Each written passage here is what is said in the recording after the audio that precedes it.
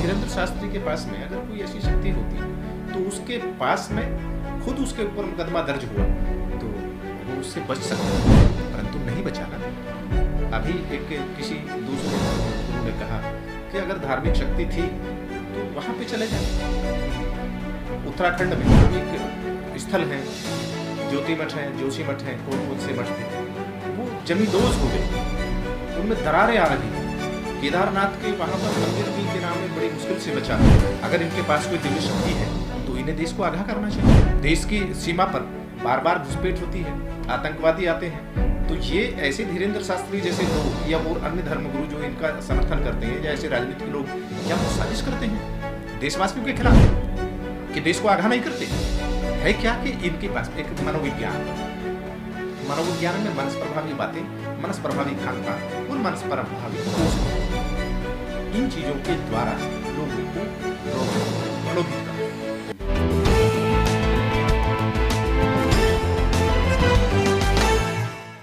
Sir, एक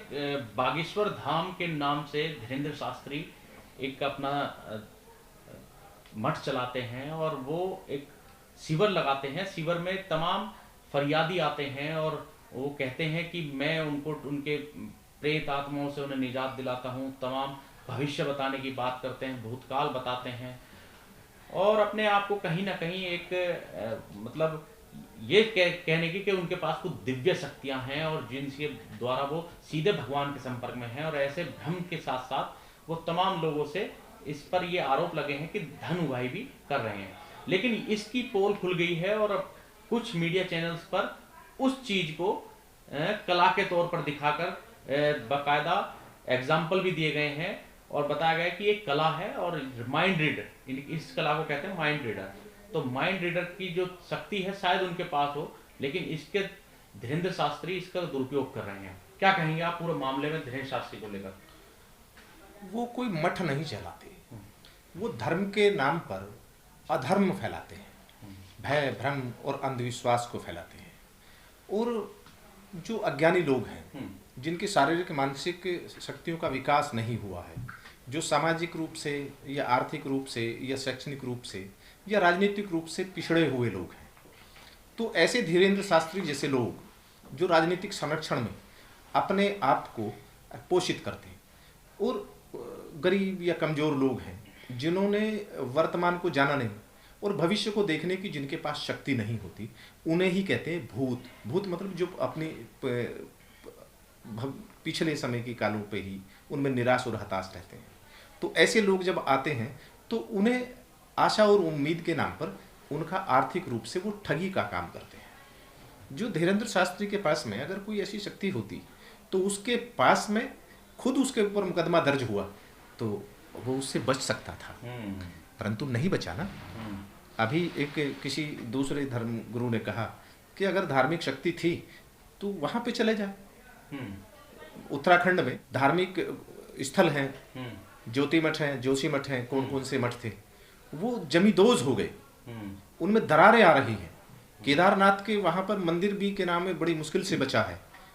धार्मिक स्थलों पे बहुत से मंदिर हैं जो भूस्खलन से टूट गए। बहुत सारे ऐसे स्थल हैं, धार्मिक स्थल, जहां पर किसी न किसी विपदाओं में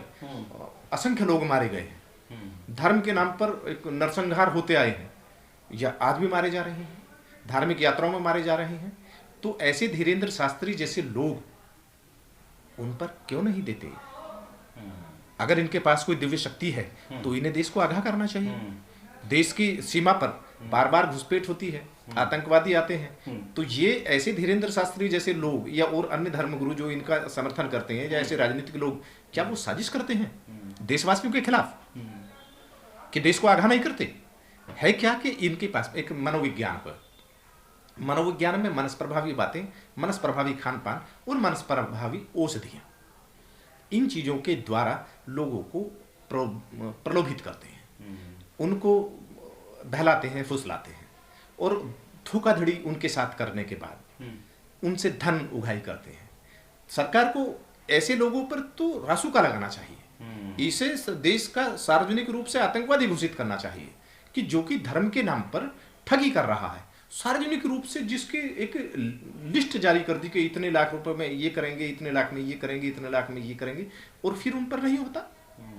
उससे पहले भी, अब से पहले भी मतलब कई बाबा ऐसे हुए हैं जो जेल की हवा खा रहे हैं, रेप के और ठगी के तमाम तरह के आरोपों में कई बाबा जो है जेल के अंदर बंद हैं, और अब फिर दोबारा से इस तरह के जो बाबा हैं वो सामने आ रहे हैं।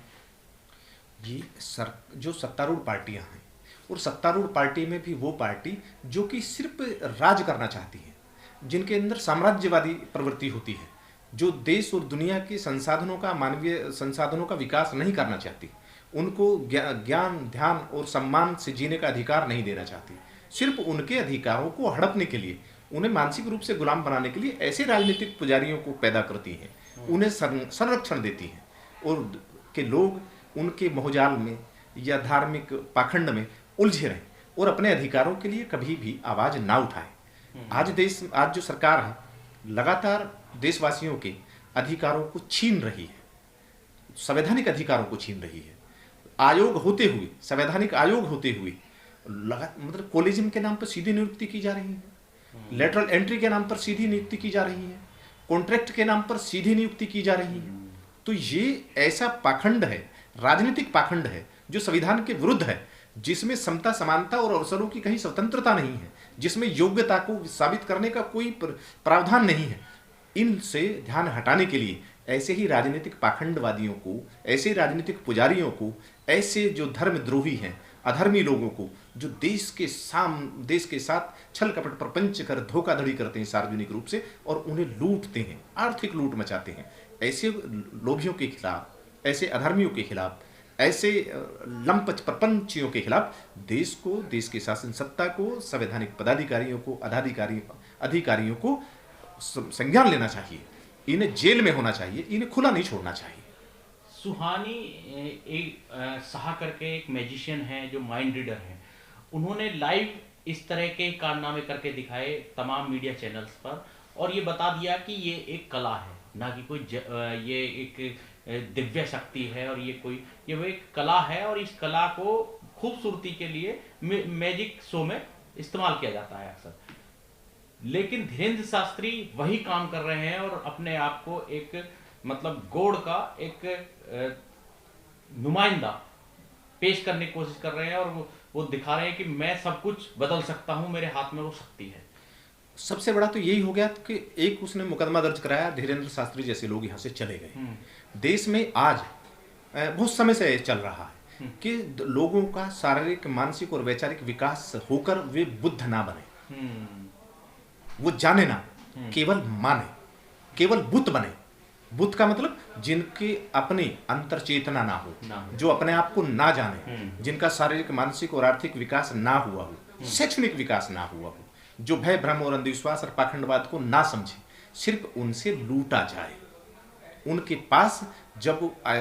कोई समान अवसर ना हो, समता, समानता और स्वतंत्रता के कहीं अधिकार ना हो, और कहीं भी संवैधानिक और मानवीय अधिकार ना बचे, तो जो भी कुछ बचे ऐसे राजनीतिक पाखंडियों से, ये जो धर्माचार्य के नाम पर जो देशवासियों के अधिकारों को लूटते हैं और बचा कुचा जो धन बच जाता है उसको भी लूट लेते हैं। इनको राजनीतिक प्रायोजित होते हैं, ये सत्ता प्रायोजित होते हैं। ऐसे लोगों को, और नहीं तो एक दिन भी नहीं चल जा सकता, जहां हमारा संविधान भी कहता है, कानून भी कहता है कि जो भय, भ्रम और अंधविश्वास का प्रचार करना एक अपने आप में अपराध है। तो ऐसे अपराधियों को खुले छोड़ देना, और उन अपराधियों को खुले छोड़ने का ही मतलब है कि आज धार्मिक स्थलों पर धर्माचार्यों के भेष में, कथाकारों के भेष में आज रेपिस्ट घूम रहे हैं, अपराधी घूम रहे हैं। अच्छा वकील साहब, ये भी देखा गया है कि ज्यादातर ऐसे शिविरों में बहुजन समाज जो है उसी के लोग, वही लोग ज्यादा जाते हैं अधिकतर, चाहे वो किसी भी समाज का व्यक्ति हो। ये जाति और धर्म की बात नहीं है। जिनका शारीरिक, मानसिक और वैचारिक विकास ना हुआ हो, जो जिनके सामाजिक, आर्थिक, राजनीतिक और शैक्षणिक अधिकार छीन लिए गए हों, जिन्हें सत्ता या प्रतिष्ठान, शासन प्रशासन सामाजिक, आर्थिक, राजनीतिक और शैक्षणिक अधिकार ना देना चाहता हो, उनके आवाज को दबाना चाहता हो, तो ऐसे ही राजनीतिक प्रायोजित, जो साम्राज्यवादियों के प्रायोजित हैं, जो पूंजीवादियों द्वारा पोषित होते हैं, ऐसे ही पाखंडवादी धर्माचार्य को आगे करते हैं कि लोग बाग जाकर वहां अपने भविष्य के बारे में सोचते हैं। जो भविष्य से अपने आप में निराश होते हैं, वो अपने भविष्य की आशा और उम्मीद में जाकर ऐसे लोगों के पास जाते हैं। आपने भी देखा होगा कि जब कोई मुसीबत में होता है तो एक हिम्मत और विश्वास का पीठ पर हाथ थपथपा दो तो उसे एक आशा और उम्मीद बढ़ जाती है, तो वो कुछ करता है।